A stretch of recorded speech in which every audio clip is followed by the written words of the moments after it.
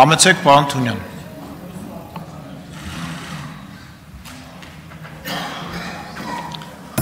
Ազգային ժողովի մեծարգո նախագահ, հարգելի գործընկերներ, ես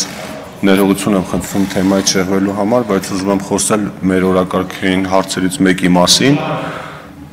Նախորդ շաբաթ մենք երկրորդ ընթերցմամբ եւ ամբողջությամբ ընդունեցինք ավտոմոբիլային տրանսպորտի եւ կից ներկայացված օրենքների նախագծերի փաթեթը, որով որոշակի փոփոխություններ են սահմանվում տաքսի ծառայությունների համար եւ մասնավորապես on-line տաքսիների համար եւ այս վերջի 2-3 օրվա ընթացքում ինձ բազմաթիվ մեր գործընկերներ զանգահարել են, գրել են, որ հարցեր ունենալով դրա հետ կապված չգիտեմ ինչն է պատճառը, այդտեղ ինչ որ թյուր ընկալում ա եղել, որ մենք յուրաքանչյուր տաքսի շահագործողի համար 1 միլիոն դրամ տուրք ենք սահմանում, ուզում եմ ասել, որ նման բան չկա, 1 միլիոն դրամ տուրք սահմանվում է միայն օպերատորների համար տարեկան մեկ անգամ, իսկ յուրաքանչյուր տաքսի շահագործող ընդամենը իր ամեն պատվերից 2-3% չափով